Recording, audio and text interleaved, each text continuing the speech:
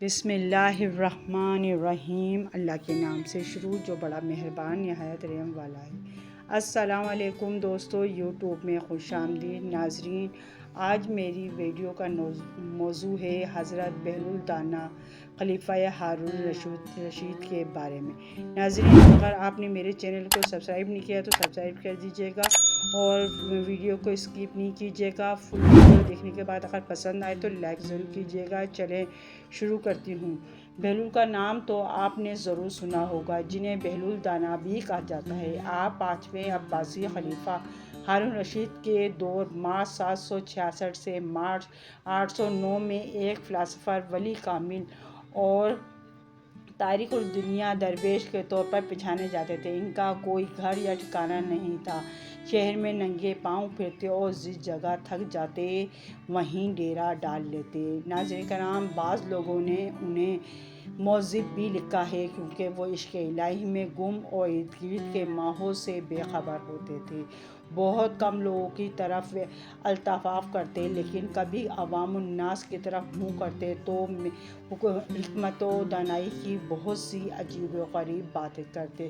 کوفہ میں پیدا ہونے والے بہلول کا اصل نام وہب بن عمرو اور تعلق عرب قبیلے بنو عمان سے تھا۔ ان کے والد چھٹے امام جعفر الصادق کے شاگرد تھے، لیکن کچھ وقت 7ویں امام موسیٰ کاظم کی صحبت میں بھی گزرا۔ بہلول کا شمار بھی امام موسیٰ کاظم کے پیروکاروں میں ہوتا تھا۔ جب خلیفہ ہارون رشید نے امام موسیٰ کاظم کو قید کرنے کے بعد ان کے تابعین کے خلاف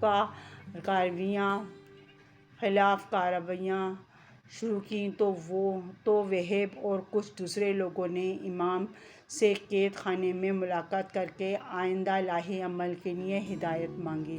ناظرین کرام، امام عالی مقام نے جواب میں صرف ایک لفظ جیم لکھ کر اپنے عقیدت مندوں کے حوالے کر دیا۔ ہر شخص نے جیم کو اپنے اپنے انداز میں لیا۔ کچھ نے اسے جلا وطن سمجھا اور بعض نے اس کے معنی جبلے یعنی پہاڑوں میں روپیشی لیا، لیکن وہب نے اسے جنون یعنی محبوبیت میں تبدیل کر دیا۔ انہوں نے اپنی شاہانہ زندگی ترک کی اور پھٹے پرانے کپڑے پہن کر گلیوں میں نکل آئے۔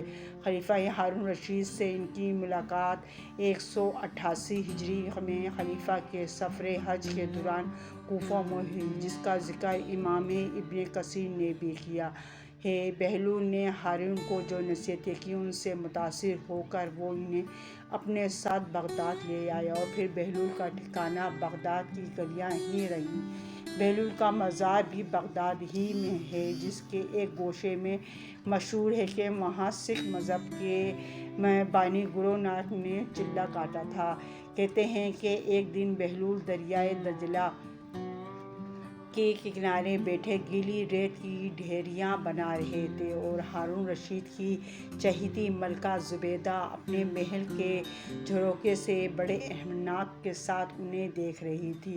وہ مٹی کی ڈھیری بناتے اور پھر خود ہی اسے مسمار کر دیتے۔ ملکہ جھروکے سے اتر کر اپنی سہیلیوں کے ہمراہ دریا کنارے آ گئی اور پوچھا، کیا کر رہے ہو بہلول؟ بہلول نے ادائے بے نیازی سے کہا، جنت کے محل بنا رہا ہوں۔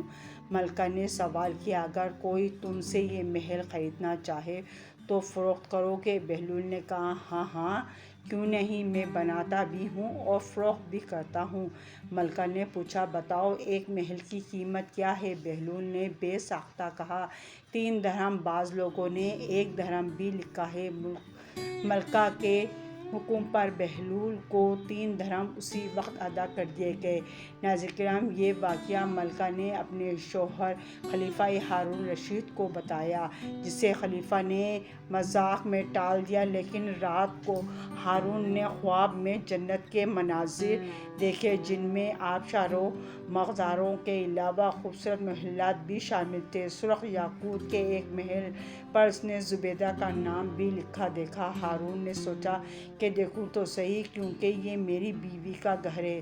وہ محل میں داخل ہونے کے لیے جیسے ہی دروازے پر پہنچا، دربان نے اسے روک لیا۔ ہارون رشید کہنے لگا، اس پر تو میری بیوی کا نام لکھا ہے، اس لیے مجھے اندر جانا ہے۔ دربان نے کہا، نہیں، یہاں کا دستور الگ ہے، جس کا نام ہوتا ہے صرف اسی کو اندر جانے کی اجازت ہے، لہٰذا آپ کو داخل ہونے کی اجازت نہیں۔ جب دربان نے ہارون کو پیچھے ہٹایا تو اس کی آنکھ کھل گئی، لیکن بیدار ہونے پر خیال آیا کہ اللہ تعالیٰ نے زبیدہ کے حق میں بہلول کی دعا قبول کر لی ہے۔ چنانچہ وہ ساری رات اسی افسوس میں کروٹیں بدلتا رہا۔ ناظرین کرام، اگلی شام وہ بہلول کو تلاش کرتا دریائے کنارے پہنچ گیا۔ بہلول ایک جگہ بیٹھے اسی طرح مکان بنا رہے تھے۔ ہارون نے پوچھا، کیا کر رہے ہیں؟ بہلول نے کہا، جنت کے محل بنا رہا ہوں۔ ہارون نے پوچھا، بیچو گے؟ تو بہلول نے کہا، ہاں کیوں نہیں، میں بناتا بھی ہوں اور فروخت بھی کرتا ہوں۔ ہارون نے سوال کیا کہ بتاؤ ایک محل کی قیمت کیا ہے؟ تو بہلول نے جواب دیا، تیری پوری سلطنت۔ ہارون رشید نے کہا، اتنی قیمت تو میں نہیں دے سکتا، کل تو آپ 3 درہم کے بدلے دے رہے تھے اور آج پوری سلطنت مانگ رہے ہیں۔ بہلول دانا نے کہا، خلیفہ، کل بن دیکھے معاملہ تھا اور آج تم محل دیکھ کر آئے ہو۔ خلیفہ یہ سن کر مایوس سے گھٹنوں کے بل بہلول دانا کے سامنے بیٹھ گیا اور کہنے لگا، حضرت، آپ مجھ سے میری ساری سلطنت لے لیں لیکن مجھے ایک محل دے دیں۔ جب بہلول دانا نے خلیفہ کی عاجزی دیکھی تو کہا، میں تمہاری اس سلطنت کا کیا کروں گا؟ اس دنیا کی محبت تو بہت سے گناہوں کی جڑ ہے، جاؤ اپنی سلطنت اپنے پاس رکھو، میں اس محل کو بھی تمہارے لیے 3 درہم میں فروخت کرتا ہوں۔ ناظرین کرام، معروف بزرگ سیدنا سری مقطعی فرماتے ہیں، ایک بار مجھے قبرستان جانا ہوا، وہاں میں نے بہلول دانا کو دیکھا کہ ایک قبر کے بیٹھے مٹی میں لوٹ پوٹ ہو رہے ہیں۔ میں نے پوچھا، آپ یہاں کیوں بیٹھے ہیں؟ جواب ملا، میں ایسی قوم کے پاس ہوں جو مجھے اذیت نہیں دیتی اور اگر میں غائب ہو جاؤں تو میری غیبت میں نہیں کرتی۔ ایک دن بہلول بازار میں بیٹھے تھے کہ کسی شخص نے پوچھا، بہلول کیا کر رہے ہو؟ تو بہلول نے کہا، میں بندوں کی اللہ سے صلح کرا رہا ہوں۔ اس شخص نے کہا، پھر کیا بنا؟ بہلول نے کہا، اللہ تو مان رہا ہے لیکن بندے نہیں مان رہے۔ کچھ عرصے بعد اسی شخص کا ایک قبرستان سے گزر ہوا تو دیکھا بہلول قبرستان میں بیٹھے ہیں۔ قریب جا کر پوچھا، بہلول کیا کر رہے ہو؟ بہلول نے کہا، بندوں کی اللہ سے صلح کرا رہا ہوں۔ اس شخص نے کہا، پھر کیا بنا؟ بہلول نے کہا، بندے تو مان رہے ہیں مگر آج اللہ نہیں مان رہا۔ بہلول نے ایسے درجنوں واقعات، دانائی کی باتیں منسوب ہیں، کچھ لوگ اسے کتابی باتیں کہتے ہیں اور بعض اسے روحانیت کی معراج مانتے ہیں، لیکن یہ طے ہے کہ یہ بہلول دانا کے